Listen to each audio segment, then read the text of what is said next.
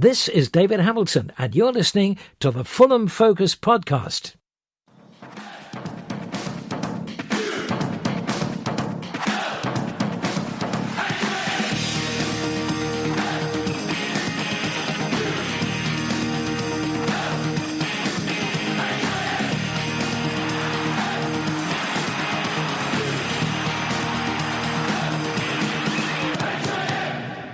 Fulham.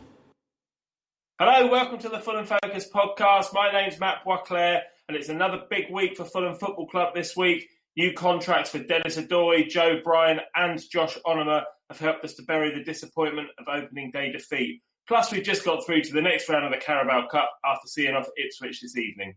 We'll have a brief look back over events at Portman Road this evening, look ahead to Saturday's match with Leeds at Elland Road, plus Danny will also join me a little later on for a Kevin McDonald in Focus chat.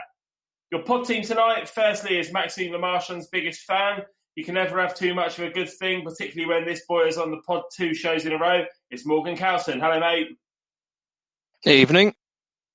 And making his Fulham Focus debut tonight is a man who's spent a long time in the team already, but we've not let his dulcet tones anywhere near a microphone until this point, simply because he's from Scarborough. Ben Robinson, what on earth is a Fulham fan doing in Scarborough? Hi, how are you doing? I don't have much choice, to be fair. I wouldn't be here if I didn't have to be. What, in Scarborough? In Scarborough or a Fulham fan? Both. Yeah. Lovely stuff. All right, let's get into it then. Fulham. We must first quickly discuss what happened at Portman Road tonight, lads. We fielded a strong side and there were debuts for Areola, Tete, Lamina and Robinson. Morgs, what's your opening assessment of the new players? Well, from what I saw of the game, I didn't see the whole of it, but what I did see, it was pretty much strong performances all round. I don't think anyone looked out of place in the system. When you look at the team we were up against, they're not the biggest test. It was almost like putting them in a kind of a bit of a pre-season friendly to test them out, which is probably an ideal scenario in this case. So I think it sets them up well for the weekend. After the Arsenal game, I'm sure Scott was, wanted to get them some game times with the option of playing them against Leeds. So I think looking at how they did play, I think we won't see too many changes from the Arsenal starting 11. Obviously, Mitro will come in. We probably see Tete start at right back because that cross for Mitro's goal was sublime, I think we could say. I think overall positive from them. The Ipswich didn't give us too many tests, but happy to see them all come through unscathed. Great stuff. And Ben, what did you think about that cross from Tete and the header from Mitro for the only goal of the game tonight? Yeah, it's sort of what we've been missing recently from right back the last couple of seasons. We've had Christie, but he's not as confident as Fredericks was going forward, and I think we've missed that at times. You look at last season, Joe Bryan had, I think it was nearly 7 or 8 assists. And I think we've missed that from the other side because Christie and Dannyboi don't really get much forward anywhere near as much as Bryan does. So it'd be good to have another sort of string to our bow, another attacking option down that right-hand side.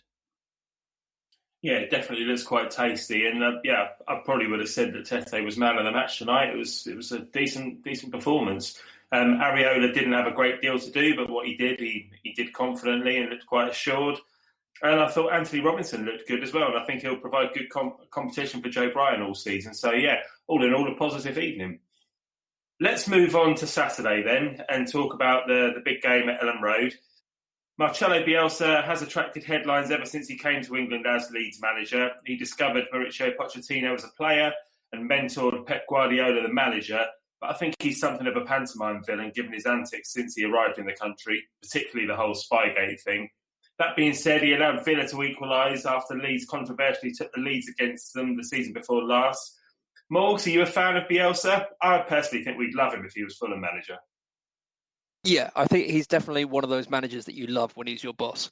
He's a character, of which there are not as many as there were back in the day. So I think, as well as being a character, yes, he has that slightly darker side if you look at the spy stuff, but he is a professor of the game. He knows everything about it. He lives it. He doesn't sort of buy into the kind of the luxury side of life by the sounds of it. He lives above a sweet shop or something in Leeds and commits his whole day-to-day life being, all-knowing.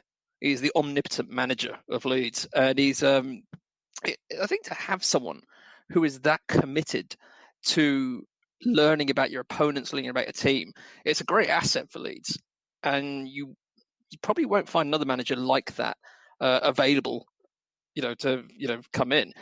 And I think he doesn't strike me as someone that would last somewhere very long before he wants to move on. He might sort of his interest level might sort of wane, especially if they don't do particularly well this season. But I think he's a good tactician. He plays good football. You do wonder whether their style will get found out, as like we did under Jukanovic. But I think I'm not jealous of Leeds because I like Parker now, but he is a good manager for them. I watched a documentary on him on Sky Sports the other day, Bielsa, El Loco and Leeds, I think it's called, and it went into a lot of detail about him. But the thing I just remember about it is him walking around his local supermarket in his full Leeds tracksuit, people taking pictures of him. And it's he's not ashamed to just he's not being inconspicuous or anything. He's just like, this is me and this is what I am, and I quite like that. But he's not. He kind of, you look at him and you go, oh, he's definitely the Leeds manager. He's not some bloke who's some sort of like, unemployed bloke who's just wandering around in his full Leeds tracksuit. He's like, no, he's definitely Marcelo Bielsa. Yeah, unmistakably. Ben, it's your neck of the woods. What do you make of Bielsa? Yeah, well, it's difficult to know where to start with him. He's one of the best coaches in the world. I mean, nearly every manager will say he's brilliant. Guardiola, we all think he's a really good manager, a brilliant manager. And Guardiola said he's top of his list of managers, is Bielsa. All the Leeds fans I know that I go to work with and play footy with, they absolutely love him. I think one thing that we love about Scott Parker is his attention to detail. If you look at that cup final where we caught Ray off his line, that we said afterwards, it's brilliant. The attention to detail's incredible. Bielsa had 7 pages of information on the third goalkeeper for an away match last year in the Championship. So the level of detail he goes into is insane. He's just one of the best in the world. He doesn't care about winning trophies. He doesn't care about getting all this attention. He just wants to play football. He wants to play total football. The effort puts in is second to none. And I think as Fulham fans, we'd absolutely love that. If we had a manager who would walk around in the Fulham tracksuit around Hammersmith, we'd absolutely love it. I think McGatt tried that, didn't he? I was about to say that, yeah. I think turns out not as big a thing as you'd imagine. I think you've got a bit of success as a manager for it to come off. If Leeds were bottom of League One, I don't think he'd be getting the same sort of affection walking on his Leeds tracksuit. But I think one of the reasons he's disliked, I think, by some fans is he comes across as almost arrogant because he doesn't care for media, he doesn't care for attention. He just wants to knuckle down and play football and coach. And it sometimes comes across as arrogant. He's always wearing his tracksuit and he sits on the bucket, doesn't he, during a game? I don't know. That was because he had a bad back or something like that, I think, wasn't it? He and everyone made a big thing about Bielsa's bucket. Yeah, like, move on. Yeah, with back injury or something. Well, Leeds play a high press, high intensity, high energy game, which is Bielsa's trademark wherever he's been. In his first season at Elland Road, this saw them run out of steam and indeed fall apart at the crucial business end of the season. They won the Championship last season, though, and were in blistering form after the restart. Ben, do you think they were beneficiaries of the lockdown break in the end, or was it destiny that he was always going to take Leeds back to the Premier League? Yeah, well, I mean, you look at last season, the season before last, they did run out of steam. And I think it's the fact they're playing this high-press game. But, did he look at it after last season and say we ran out of steam, so we're going to increase our fitness levels, or was it the COVID break that helped? It's difficult to know. But I do think it was a make-or-break season for Bielsa, because if he hadn't got Leeds at this season, it was the same task again for a third season. I think he would have got bored. He's only ever signed 1-year contracts wherever he's been. He's never tied himself down for a long time. And I was thinking, does the Premier League make it better or worse for Leeds, this style of play? Because they have less games, so they've got more rest, and they have more protection from little niggly fouls. The players are more protected by the refs. But at the same time, they're going to be pressing a lot more because they're against teams like Chelsea, Arsenal, Man City, Liverpool, and they're going to have to press a lot more. And against better coaches, there's more TV coverage, more media coverage. I think Scott Parker took half an hour the other day with media. Will Bielsa be interested in that after a season? I'm not too sure. It's difficult to know. Yeah, then plus you've got the press intrusion as well, which will be greater with Leeds being in the Premier League as well. And who was it that was going to? I think Scolari was going to become England manager once upon a time, and he was over here all set to sign, and then the way that the press were with him just completely put him off, and that the intrusion would just be a whole lot more intense for him in the Premier League. But perhaps he's used to it in other countries. I don't know. I'm just speculating, but. Yeah, I mean, I suppose it's media over here, and the second you do something wrong, they're on your back. But, I mean, I was saying about, she might be struggling against the better teams. Against Liverpool the other day, they had 51% possession. And, not many teams go to Liverpool and do that. So it'll be interesting to see how it plays out. All right, well, it's Leeds' first home game of the season, and you can't move for hearing all about them. We've just spent 5-10 minutes talking all about them on a Fulham Focus podcast. So let's move away from Leeds. We, of course, faced them in the Championship at Elland Road back at the end of June in our second game after the restart, and were thrashed 3-0 when we still had an outside chance of automatic promotion ourselves. Once again, it's the second game of the season. Morgs, how should Fulham set up to avoid a repeat of last time, and dare I say it, piss on their chips in their first home game back? I think Scott needs to learn from the mistakes that he made in that last game, which is the first half of that match we played brilliantly, but we couldn't make a breakthrough. Second half, Bielsa, given his team talk, he knew exactly what we were doing, and he knew exactly how we were going to play in that second half. But Parker didn't know how Leeds were going to play, it seemed. And they just tore us apart and deservedly ran out 3-0 winners kind of in the end. But this time around, we know how they're playing. Parker and his team would have seen how they played against Liverpool, and they will learn from that. And they're not going to change their game plan. They're going to come out and attack us. And we need to be ready for that. We need to probably play a more counter-attacking game. We're not going to have as much possession as we are used to in our games. And I think, we'll see a few more of the new signings come in. I'd like to see Zambo start, it probably in place of Kearney, and then have him and Reed as the two sort of holding midfielders, because we're going to need that with the amount, coming towards us. And likely going to see Tete. I think we'll probably see Brian on the left again rather than Robinson, although he had a good game, by the sounds of it, from what I saw he did. But I think we'll also be going with the same back two, the same centre back. So I think it's time for Hector and Ream to prove their worth, because in this game, we are underdogs, but these are the games we need to be getting a result in, because it's against our fellow promoted team.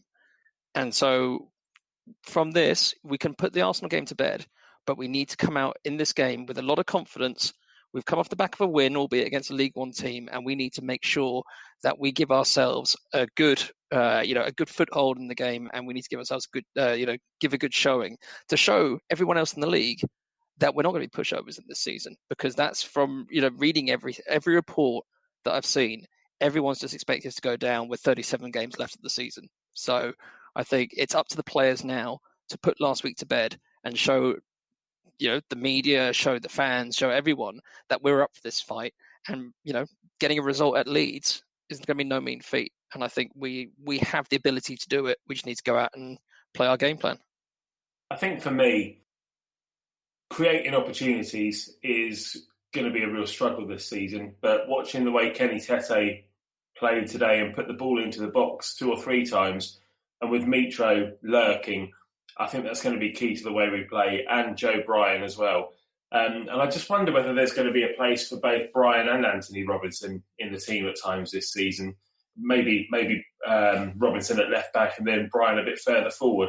Not quite sure how that's going to work in a 4-3-3, but I mean, I remember the commentators on BT Sport for the Arsenal game the other day saying that we did look narrow at times and the people weren't getting out wide enough. But, if you played Robinson and Bryan on the left and Tete on the right, then they are wide players who can get balls into the box. So I think at some point we're gonna sign a striker, hopefully in the next 2 or 3 weeks as well, before deadline day, to either complement or at least provide some backup for the likes of Kamara and Mitrovic. I think that's going to be key to the way we play, and I'm hoping that we see a variation of that on Saturday at Elland Road as well. But I think the thing is, you're talking about Bryan playing slightly further up the pitch, given the amount of assists that he provided to Mitro last season, it wouldn't be a bad shout for him to play in that left forward position or whatever you want to call it. Just because if he's providing them from left back, he should be able to provide them from left wing. Now, the problem with him providing all those assists, the ones that he doesn't, provide, in situations where he doesn't provide an assist, he's leaving himself exposed from left back. Now, if he's got someone behind him, great. And in Robinson, you have a defensive-minded player.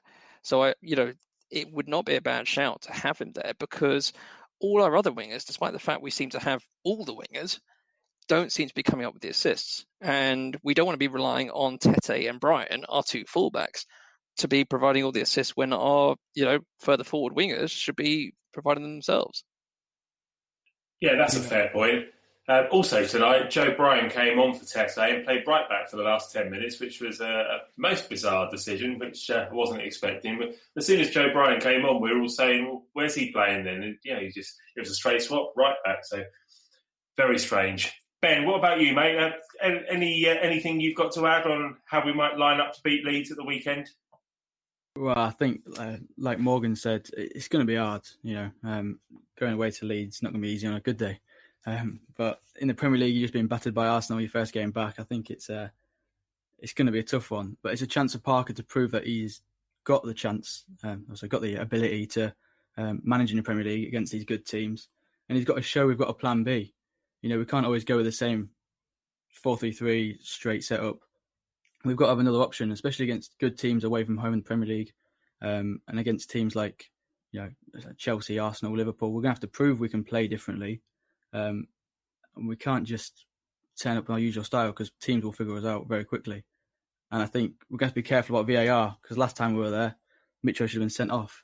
I think, was it Ben White he elbowed? Yeah, it was. Yeah, so that could come in a few times this season, I think. But I think so. I think we all fear the Mitro VAR situation, because there's always a couple of seasons, isn't there? Well, he's such a strong player, and he does like to put himself about, and you just wonder. It's all about interpretation, and you do wonder if they're just going to sort of, there's going to be the bloke at Stockley Park who's going to see him sort of throwing his body about and then sort of call it as an elbow or whatever, or violent conduct or something or other. But you kind of hope that, they're saying that referees using the monitors more this season. Hopefully he'll be able to get away with a little bit, but he can't do what he did in the Championship too much. No, absolutely not. No. He's just a strong forward, though, isn't he? And he's the typical type of target man almost who does like to put himself about, and he is very physical. And physical players sometimes accidentally catch people on purpose, and it happens. So hopefully we won't see too much of him being on the wrong side of that. Ben, I was going to ask you as well. Tom Kearney's got a good record against Leeds. Do you think we'll see Tom Kearney play at the weekend and captain the side, or do you think that Zambo might come in for him? What do you think about the midfield? Well, I think we will see him. I think he will play, either start or come on. But personally, I wouldn't start him. I'd go with the same midfield Morgan said. Zambo and Reed, CDMs, and possibly Onuma just in front, some number 10 role. He slows us down a bit too much. I think away from home, we're not going to have that much time. We're not going to have that much of the ball. It's going to be a high-press game from Leeds. We need players that are going to be there and put a few tackles in. And he did it in the final against Brentford, but whether he can do it in every single week, it's yet to be seen from him. He didn't really have that in his game. Yes, mate. Okay, well, let's come on to the stats then. So I'm going to come straight back to you, Ben. What have you got for us in the stats? Yeah, I mean, in our last 5 games against Leeds, we've only lost one, because that was the one most recently. This is away from home, sorry. And we've only won one. We've drawn 3. Last time we won away to Leeds was 2014. It's our first season back in the Championship. I was there that day, watched Hugo Rodriguez score, and then Gabriel Corrali flap out about 6 crosses with his tracksuit bottoms on, and give me a mini heart attack every time. But I mean, before that, it was 3 consecutive draws. I think they're quite bland draws, if I remember as well. Normally, it's quite a difficult place to go, Leeds, to be fair, with the fans, but we don't have that this time. Last season, Bielsa had one more go at it. They brought in a few good signings. They got Ben White from Brighton, because he's not there anymore. Brighton have kept him. Jack Harrison from Man City, they've re-signed on a loan for the season, I believe. And Helder Costa from Wolves, who's now permanent. Last year, they won 6 of the first 10 games, and they were right at the top of the table. And I don't think they moved out of the top 2 all season after about 3rd or 4th week. They were top of the league before COVID, and they were top of the league after COVID. They never faltered after the COVID. They won 7 of the next 9 fixtures after COVID, which is pretty good. And back in the Premier League for the first time since 2004 is hell of a weight for a club that size. Yeah, absolutely. It's a shame when big clubs kind of spiral and disappear off down the leagues, but it happens quite a lot these days. And Leeds are a prime example, and there's been other big examples as well. Morgs, what have you got? So I've got there looking at sort of stats at a glance for 2019-20. So last season they averaged 2.17 points per home game in a league where the average was 1.52, which that's not dropping. That's not winning many games. It's a pretty extraordinary amount of points. They did win 15 of 23 of those, but they only lost 3 all season. They kept 13 clean sheets in those 23 games. I don't know how many we kept, but that's a pretty solid amount. They only conceded 14 goals over the whole season. 71% of those goals conceded came in the second half. Obviously, we couldn't score against them up there, but where they were weakest was apparently in the last 15 minutes. So that's, if we're 1-0 down with 15 minutes left, there is hope. So over the season, Leeds scored 40 goals at home throughout 2019-20, which is an average of 1.7 goals per game, which is a pretty solid return, despite the fact they got Patrick Bamford as their main striker. But the 60% of those goals came in the second half, majority of which came at the beginning of it. And during that season, they took the lead 18 times out of those 23 games, and they only conceded an equaliser on 3 occasions. But, on the other hand, away teams took the lead 6 times on those occasions. And obviously, having only lost 3, work it out, they only managed to equalise 3 of those times. But there is that chance to take the lead based on these stats. So I think, you've got to, take hope that we can go up there and get something. And I think, looking at our players, we do have the ability to do it. But, we've signed new players. Leeds have also got some new signings. So look at 3 of those. First off is Robin Koch, or Koch, depending on where you're from. It's Koch. It's Koch. Okay. So we've got Koch, who's a centre-back signed from Freiburg. Obviously, because Ben White didn't make his loan from Brighton permanent. So he's a 24-year-old German. He made 32 appearances for Freiburg last season, who finished 8th in the Bundesliga. And he averages 1.1 tackles per game, 1.4 interceptions per game, and 2.9 clearances, which is less tackles, less interceptions, but more clearances than Ben White. And obviously, the big signing for them over the summer was Rodrigo, for the 29-year-old Spanish striker from Valencia. And he, in 2019-20, he only scored 4 goals, but assisted 7 in La Liga. But his most prolific season came in 2017-18, when he scored 16 and assisted 4 in the league. He can play out wide or in a deeper attacking midfield position.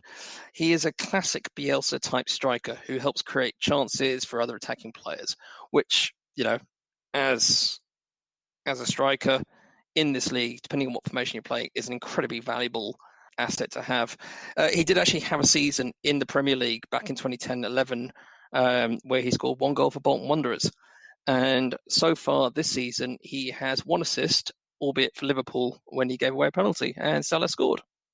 And they do have 1 other player who has come in. So, one of their loan signings from another Premier League team, they did actually bring Jack Harrison in from Man City, who was an attacking midfielder, who scored 6 and assisted 8 in the Championship last season for them, which I assume they're hoping he's going to continue in a similar vein this year. He already has continued that, hasn't he? He got the first goal at Anfield last weekend. So, yeah, he's already off the mark. Good. Yeah, so far so good for them. I'm going to talk through their other key players. So we're going to start with Pablo Hernandez, the 35-year-old attacking midfielder, one of Leeds' most influential and creative outlets, 9 goals and 9 assists during their promotion campaign last season. He came on at half-time when we played them at Elland Road last time and turned the game around, instrumental as they scored another 2 goals past us. One of few players in the Leeds squad who have Premier League experience after playing for Swansea for 2 seasons between 2012 and 2014. Obviously, in the twilight of his career, but this will be his one of his last seasons, certainly at this level, I should imagine. Helder Costa, Portuguese winger that they signed on loan from Wolves last season before making the permanent switch over the summer, similar to what we did with Ivan Caballero. 4 goals and 4 assists in the Championship last season and already has 1 assist this season from the game against Liverpool. Luke Ayling, the 29-year-old right-back and club captain, played 37 of their 46 games last season. 4 goals and 4 assists, which is very good for a right-back, clearly, considering that Helder Costa had exactly the same return from further forward up the pitch. And then you've got Calvin Phillips, the 24-year-old highly rated defensive midfielder who made his England debut 2 weeks ago against Denmark. He averages 2.6 tackles per game, 1.4 interceptions, and has an 81.8% pass succession. He's a good all-round defensive midfielder who shielded the Leeds defence well last season. Could well be doing the same for England in the Euros next year. All right, well, that's the stats that Stato provided for us. I'm now going to go over to a chat that I had with Danny a little while ago. It's a in-focus chat about Kevin McDonald. Fulham. Yes, we're back to do another player focus this week. This time we're looking at Kevin McDonald. I've got Danny with me. How you doing, Danny? How you doing, mate? I'm good, mate. I'm good. Well, let's talk about K-Mac. So he signed for Fulham in July 2016, having made 126 appearances for Wolves. We just had a very shaky couple of seasons in the Championship, but Slavica Jokanovic had been in the Fulham hot seat since the beginning of the year and was beginning to turn things around at the club. Bringing in a player like McDonald was a signal that things were about to turn around at Fulham, wasn't it? How did you feel when he signed? I was very happy. I was in the middle of Asda when he signed. Random. I was in the middle of doing a shop, and my dad called me up and told me that Kevin McDonald had signed because it had been on the cards for a few days, and I was very, very happy. It was one of them that I was eager for it to get over the line. I saw a few of Wolves games the previous season, and I really liked him for all the reasons that he was good for us. The way he dictated the tempo of the game and seems to be the conductor of the midfield. You know, it seems to tell everyone where to go and showed great leadership qualities. And it was exactly what we were missing, really, at the time. So I was very, very happy. And like you said, I think it was the calibre of player that was a turning point for us as a club. Yeah, I mean, I can't remember when he signed, and I certainly can't remember where I was when I heard the news. Probably sat on the sofa, I should imagine. But it came at a time when I was beginning to think, as a club, we were probably going to be rooted in the Championship for a long time because we hadn't looked great since going down, and the calibre of player that we were signing, just journeyman players I'd never heard of, players that were hardly setting the world alight. And I'll be honest, I didn't know that much about McDonald, but I knew that the Wolves fans really liked him. Oh yeah, it was a massive hit with them, and he got promoted with them from League One, didn't he? He'd also been in the Premier League before he joined Wolves. So he had experience of both ends of the football pyramid. And for me, he's just a very streetwise player. He's very vocal and effectively was the captain. It doesn't matter who wears the armband. He was the leader on the pitch. Football fans do love a captain that leads the team and shows a bit of passion, a bit of aggressiveness. And I think he gets that spot on. Yes, I was going to bring up the leadership qualities that he brings to the team as well. And obviously we don't see the way that the players interact during the week. All we see is what happens on a Saturday and, the kind of banter that they have on social media and all that sort of stuff. But one thing that always stood out to me, and I don't want to use this as a stick to beat Tom Kearney with, but during the pre-match huddles that we used to have, or that the players used to have during the Slavica Jokanovic era, he was always the one that was doing the talking rather than Tom Kearney. And then you saw after the playoff win, when we were all allowed in against Aston Villa as well, he was the one that did the post-match kind of speech. And even now, when we scored at Wembley, when Joe Bryan scored, I think maybe his first goal, he was the one that was trying to, he obviously joined in the celebrations and jumped around on the sidelines, but then he straight away stepped aside and he had his finger to his eye as if to say, now keep your heads, keep concentrating. And it's that kind of leadership quality that we've been lacking, I think, throughout the team prior to when he signed. Yeah, at that moment at Wembley recently, when he did that, was just top class. I love that. And I love that about him, that even though he's not playing, he's a winner and he's very, very focused on the bigger picture and getting the club up and making sure that the teammates around him don't lose their head. And like you said, all the huddles, he's always the one that does all the talking. And I would imagine from what we see that if Kevin McDonald speaks, everyone shuts up and listens to him and he's got that kind of respect about him. Sadly, I think his Fulham days as a player are probably numbered now, especially being in the Premier League. He hasn't played really for a couple of years now.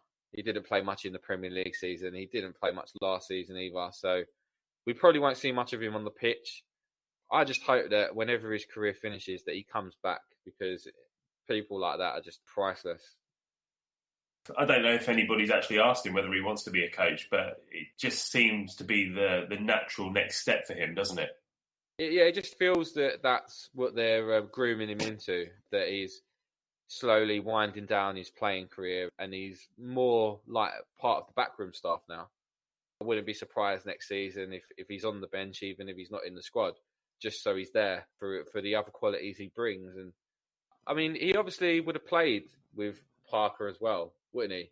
Parker would have been like the spare man of that midfield trio the year we lost to Reading in the playoffs. Effectively doing what Kevin McDonald's doing now is how Scott Parker's Fulham career ended. So you can see similar traits there, and it would be very silly if he's keen to go down that road for us not to give him that opportunity, because I think he's the kind of person that the club needs around. Is he just a bit young at the moment, though? He's only 31. He's still got plenty to give as a player, I'd say, certainly in the Championship. I mean, that does come up a lot at his age. He's never been the most mobile of players, though, has he? And the fact that he hasn't played for 2 years, I don't know. Only he knows what he's capable of doing. I'm sure he's got a couple of years that he could give to a Championship team. And it's a bit selfish, really. Part of me thinks, just retire and stay, because we get the benefit of having you around. But at the same time, it would be such a shame for him to end his career too early and then regret it in later life. So I hope he does the right thing for him, but whenever it does end, that he comes back. I think the attitude that he's shown in the last couple of years when he's not been playing has been exemplary. He's been so professional, and if he wants to still play, then we've got to let him do it. I think, go and find a club for a year or two. But yeah, as you say, definitely come back, because I'd love him on the coaching squad here. He's still under contract, so it may be a case of just loaning him out. He's got another year, I think. He signed an extension in December. It is one of those situations where I don't think we really need him now on the pitch, and we've got to focus on what we're doing and trying to stay in the Premier League. So I do think it's his choice. And I think we should respect whatever he wants to do. If he wants to stay and not play, but just be part of it, then happy days. If he wants to go and start playing again somewhere else, then I think we should respect that and honour it for him. Yeah, I think that's completely fair. The ball should be in his court. He's earned that, and that's the least he deserves, to be honest. During his first season, we narrowly missed out on promotion when we lost to Reading at Medeski Stadium in the 2017 playoffs. As we said, he was a clear leader on the pitch and seemed to command the other players' respect. He wasn't Fulham captain, but how much easier do you think he made Tom Kearney's job with his vocal presence? I think Tom Kearney was quite happy for him to take the lead role when it came to doing the team chats and the more vocal leader on the pitch. But at the same time, I think it shows you what a great relationship they've got as a pair, that Kevin McDonald was equally happy for Kearney to be the captain. And they were both quite happy with the roles they played, and it worked. You know, I think the fans were probably more obsessed with who was captain than the players were, to be honest. And it was very nice that they lifted the trophy together. And I think the players conducted themselves very, very well and been wonderful players for them. I think that's a good point that you make about the fans being more obsessed about the captaincy. But I think that's just kind of the era we live in now, where there are podcasts. We do these kind of these chats. We've got to talk about something. You find things that you might describe as a player's weakness.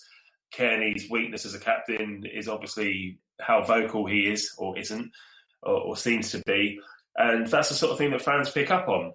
And that it's the same with social media as well. It's the same kind of idea that people will pick up on those things as talking points. But as long as the players are happy and it's working, which it has been, certainly in the Championship, the last couple of cracks we've had at it, then who cares really? Just let them get on with it. All right, in the 17-18 promotion season, he formed part of an impressive midfield three alongside Tom Kearney and Stefan Johansson, and chipped in with some vital goals as well. One off his backside against Saturday's opponents Leeds, another scrappy one to win the game at Barnsley, and then an absolute pile driver away at Millwall. What would you say has been your favourite goal from K-Mac? The one off his backside. It's a quality finish. It was in the right place at the right time. It was instinct. No, it's got to be the Millwall goal. Brilliant strike, wasn't it? I mean, his other goals have been quite scrappy in comparison. So, yeah, it has to be that one, doesn't it? Yeah, same for me as well. Although Jordan Archer, the Fulham legend that was in goal that night, probably should have saved it, shouldn't he? Well, I mean, if you watch it back, it's not right in the top corner, is it? It reminds me a little bit of the free kick Jimmy Bullard scored during the Great Escape against Villa. If you watch that back, it's like it goes very high into the top of the goal, but it's not quite in the corner. It's a little bit more central than that. And yeah, the keeper probably should have saved it. He probably should have done better with the first goal that night for Sessegnon's tap-in. Yeah, we won't talk about that. You know, K-Mac, brilliant player, and it was a brilliant goal. Yeah, and after Slav left when we were in the Premier League, Claudio Ranieri was brought in, and I remember K-Mac having not played much at all that season. Then he was thrown back in for Southampton away, and after Ranieri was sacked, which I think he was sacked after that Southampton game where we just didn't put up any fight whatsoever and lost. I remember him being quite critical in the club programme, actually, saying, I've no idea why, I don't even know why I was put back in the team for that. It's that kind of honesty that really endears a player to you when, you know, he's clearly thinking, well, I want the club to stay up and I want the manager to pick the best team possible. Why are you putting me in the team when I haven't played for so long? It's just dropping me back in at the deep end. Yeah, it was a strange decision, and he was treated very harshly that year. We should have kept faith with some of the players, and that midfield trio worked so well in the Championship that it was almost one of the positions really that we should have probably just kept faith with and strengthened around them. But you need a really strong spine no matter what level you're playing at, and they provided that. But, I mean, it wasn't the only strange decision made during Ranieri's time in the club, was it? Let's be honest. But it was very random that he was just thrown in like that, and probably did him no favours, really, because he probably wasn't ready for the game, probably wasn't fit for the game. And I can't explain what Ranieri was thinking because that would probably take a very long time. So, yeah, let's just put it down to one of many bizarre decisions. Yeah, let's. It's a difficult one to close off when talking about Kevin McDonald, actually, because he's had a strange time at Fulham in a lot of ways. He's been with the club for a while now, but the last couple of seasons he hasn't really played much, but we still love him anyway. But we're obviously going to remember the promotion as his highlight. What would you give him out of 10 for his time at the club? Like I always do, you have to keep it in perspective with what other players have done for Fulham. He was a very good leader in a promotion, but hasn't really contributed much in the Premier League era. Didn't contribute much last season on the pitch. So I think that has to be taken into consideration. He almost played a similar role to John Collins for me. And John Collins then was part of a better team, then went on to be part of a team that won the Intertoto Cup and established us in the Premier League for a couple of years. And I would only give him probably a 7.5. So I'd have to give K-Mac a 7 on that basis. Fair enough, mate. I've got 8 written down here. I don't think you can underestimate how important a character like him is to a squad. To have a leader who's vocal and who holds things together when the chips are down. I think he was still a massive part of that promotion squad last season under Scott Parker. All right, he had a bit part to play on the pitch, but as we said, he was clearly in the ears of the players from the sidelines. And obviously, yes, the actual promotion that he played full part of as well when we got promoted at Wembley. So, yeah, it's an 8 for me. Yeah, fair enough, mate. I mean, I could probably push it to a 7.5, but I'm sticking to the gun. I'm going to stick to your guns, mate. Absolutely. Stick to the gun. 7. Sorry, K-Mac. Good stuff, mate. Thank you for that. Let's pass it back to the main show. Fulham. Right, lads, well, it's come to that time in the show when I'm going to ask you for your score prediction. Morgs, I'll come to you first. What's your score prediction for our match at Elland Road at the weekend? I would love to go for a win on this, but being the rational individual that I am, I'm going to take a score draw. I'm going to say it's going to be 2-2. I think we will score a couple, but I think Leeds attacking threat will mean that we don't keep a clean sheet this time. So 2-2. To be fair, mate, I'd take 2-2. That'll be a decent result. Ben, what about you, mate? What do you think? Like Morgan says, I'd love to go there and get a win. I'd love to say we're going to get a win, but I just can't see it. Leeds' first home game in the Premier League.